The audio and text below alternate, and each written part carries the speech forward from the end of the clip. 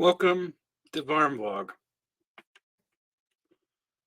And I am going to probably hit on something that's going to bother you today. I don't care who you are. Um,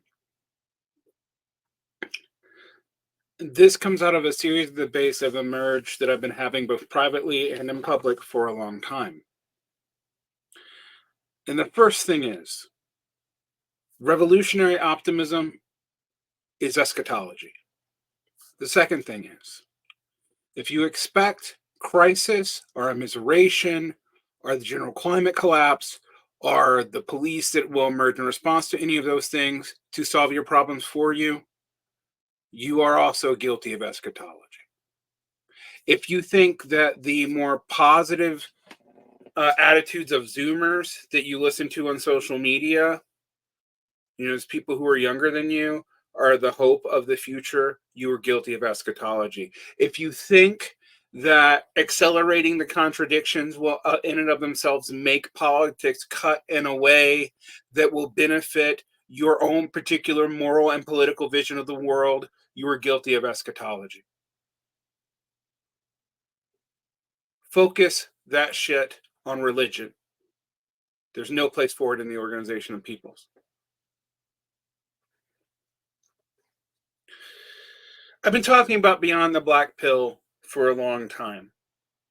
The black pill is a way of coping. It is this view that since the problems of complexity are definitionally complex, and that the power that most people have to interface with things like nuclear armed drone states are people with more resources than that have ever existed in the history of humanity to be leveraged against you in forms of abstract capital or um, forgetting that there's no reason for the mass body of workers in the world, many of whom are irregular workers without even the stable protection of state recognition of their jobs and are paid piecemeal, that they're just going to risk everything to liberate you, or just stopping one atrocious event, one atrocity, one genocide is going to be enough to stop genocides from happening in the future. Those realizations are tough.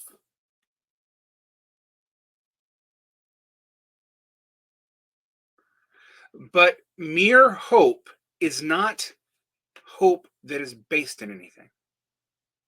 You should have the courage to forego that kind of hope. Because what it does is it renders you and anyone around you as an inert subject that cannot do anything. Whether that's in the guise of people in the core have nothing to say about anti-imperialism. I've heard that multiple times. Some left-wing bioregionalist threw that at me recently. And I was like, well, what do you expect them to do? And they're like, just get out of the way. And I'm like, no, politics has ever worked by asking people to just get out of the way for moral reasons, you fucking child.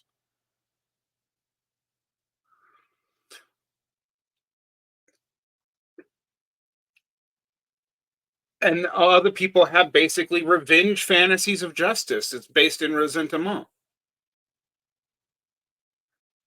I have a person who's like, well, there's no organized left in the United States. And then I question them. And then they basically like, if you really push them, there can't be an organized left in the United States for them because there's no first world workers that can do anything.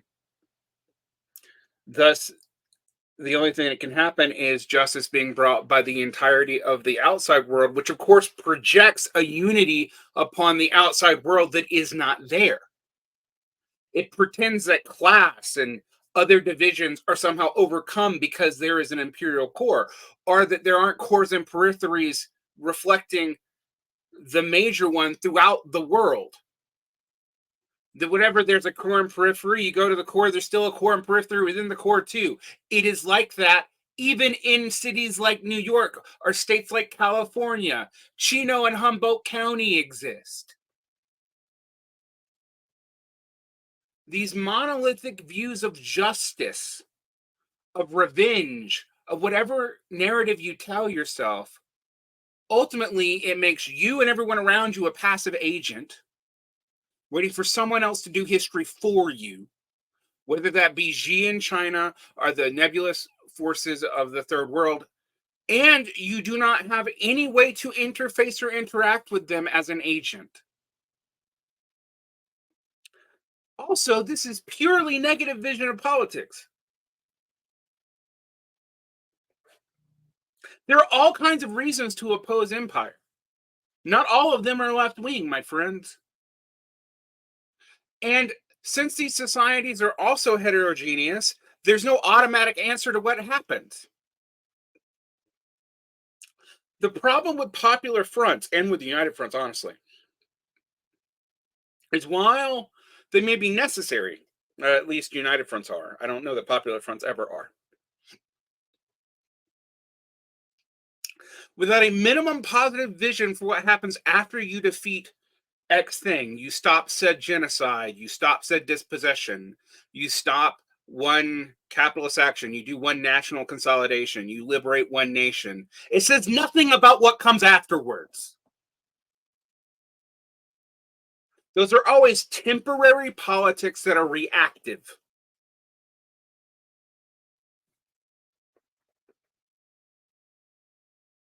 And usually, for most people who engage in them, it just gives them the special feeling of seeing through things, of being on the morally correct side. But they can't do anything about it. Their morality, not just their politics, their morality is not enactable.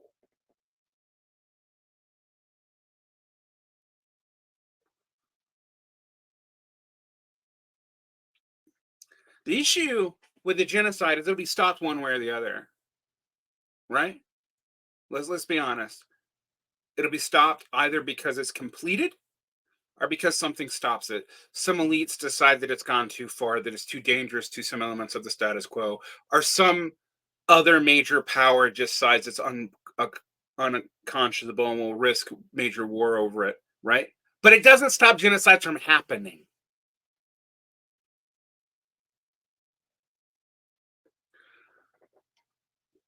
I always took issue with the Maoist conception of primary and secondary contradiction, not because I didn't understand the point they were making, that they needed to develop national forces to be able to stand up to places that have much more economic and military power. And in doing so, that meant dealing with imperialism and getting the freedom to develop their own forces first. That is the rational core of the argument. But the problem that that argument has outside of that context is that it makes you think that there can be a capitalism that doesn't go imperial after a time.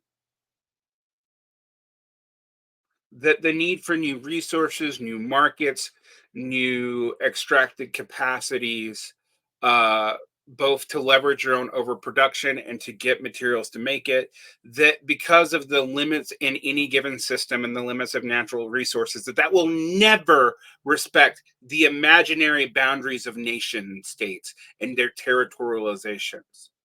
And that this territorial imagination to the land can somehow be reverted back to some prior form. Even though those prior formations didn't have the same territorial imaginations to the lands. When you talk about Africa or the Americas, there were polities, there were highly developed polities, there's technology that we're always underestimating. These were, quote, advanced peoples, even the hunter gatherers, okay? You need to look at that and absorb that and take that in. But let's also be quite honest here. They didn't really have concepts of nation states in the Westphalian way. When we have tried to impose that on systems like, I don't know, you can look at the Middle East for an example of how this goes. It is done so by an imposition that in some way is arbitrarily exclusive, doesn't deal with the class composition, and usually empowers some version of elites that are already there at the expense of some other group.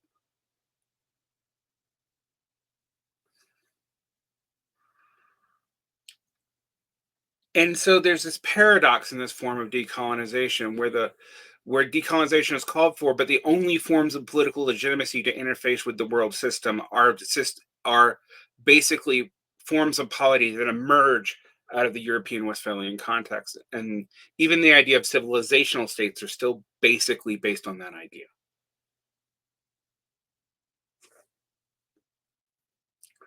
You can't turn history backwards. And if that's your vision of justice, it's not going to happen.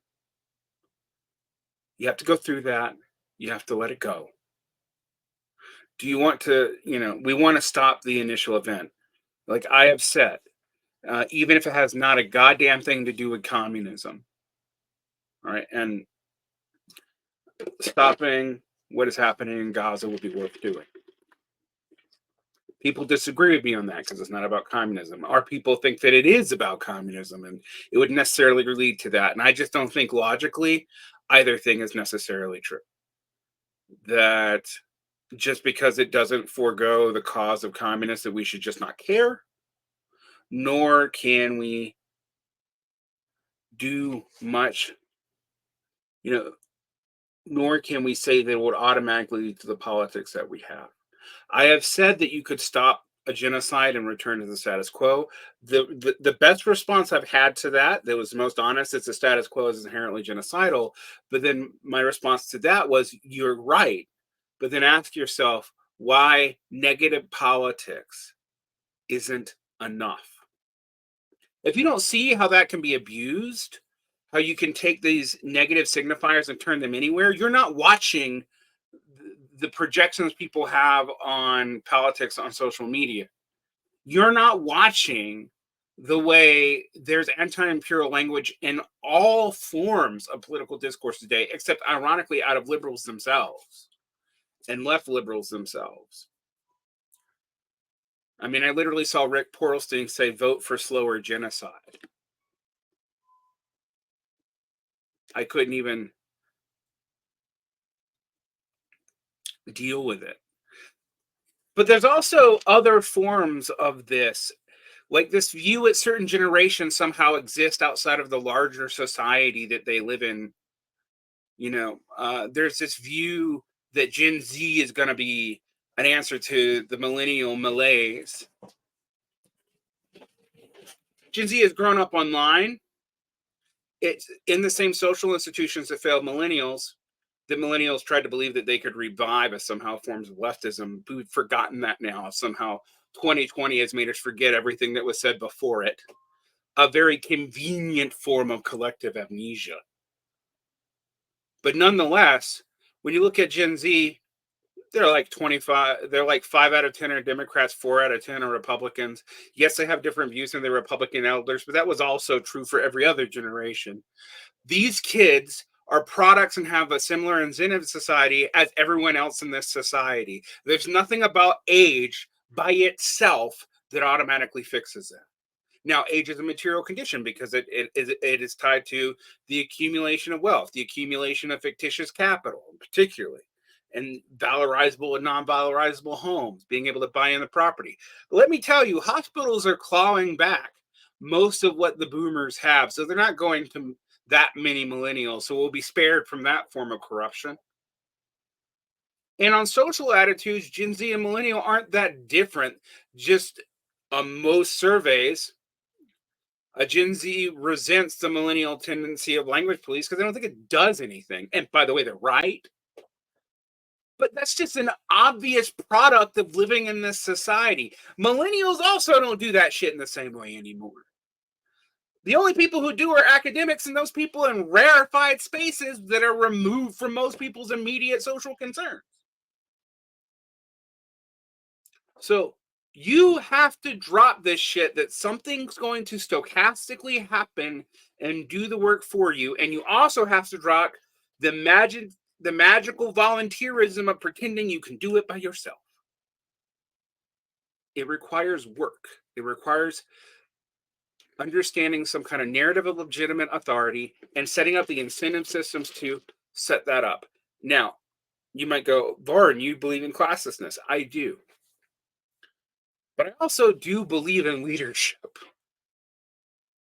That leadership should not be inherited or given based on arbitrary status, but earned. And that there's no way to be meritocratic in capitalism or most other systems. but that accountability and authority must emerge from the people who are subject to it and be more than vibes or therapy for adjusting to the social ills of the current seeming hellscape. We don't have a mechanism for that, and people are afraid of it. And it's not just liberals or leftists. Conservatives want to fix social problems, but they don't want to pay to do it. They just want some magical demagogue to do it for them. Most liberals want the status quo, even though what they want is a vision of the status quo that is no longer possible based on the height of an empire that is already fading. People who want some counter imperialism happens ignores that the social totality is global. What happens in the US affects China and vice versa, no matter how hard we try to decouple and turn them into garrison states. People who think that there's some broad anti-imperialism have to deal with the fact that while lip service is given to Palestine, almost no states are willing to take a risk to do much about it. And some, including China, have gone so far as to say that Israel has a right to defend itself because they think that national priorities are the most important ones. Now, this really hurts the idea that there's some unified axis of resistance beyond something inherently in the Middle East. Lastly, this gives me to the idea that if we see it, it'll raise consciousness. I'm sorry, my friends. I've seen enough pictures of dead babies that haven't changed the world.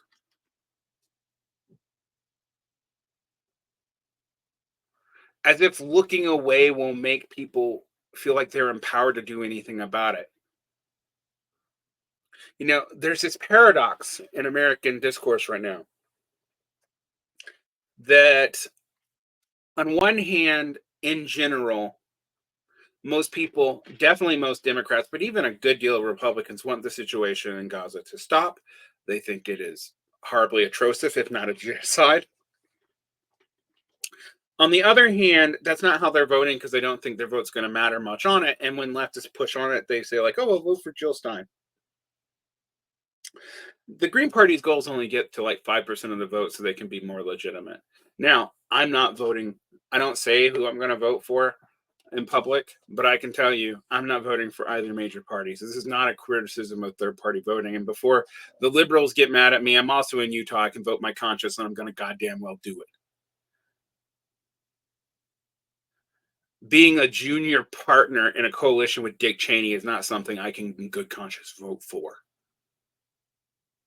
However, the idea that voting some third party into power is also an abnegation of the work that would do to make that possible are meaningful.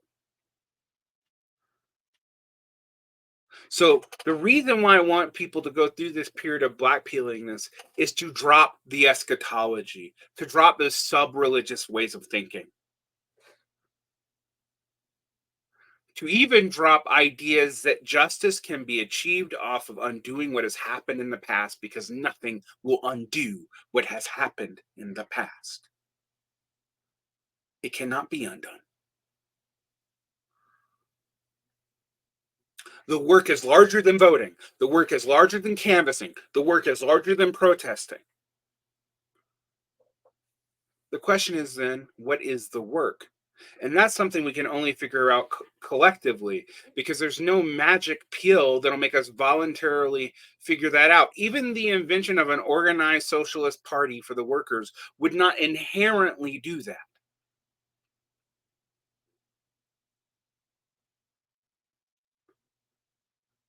You need a positive vision. Yes, most of us can agree that stopping a genocide is a good thing, that liberation of the people being genocided is a positive. But that is not a positive politics per se, because again, it says nothing about what comes after. The negation is never alone good enough. But as an individual, my own hopes, my own dreams, yes, they matter to me, but they are not inherently of politics. And if you think they are, if you think your ethics and your morality and your political vision can be subsumed in that way and just organically be the same thing, you're probably bad at all of it.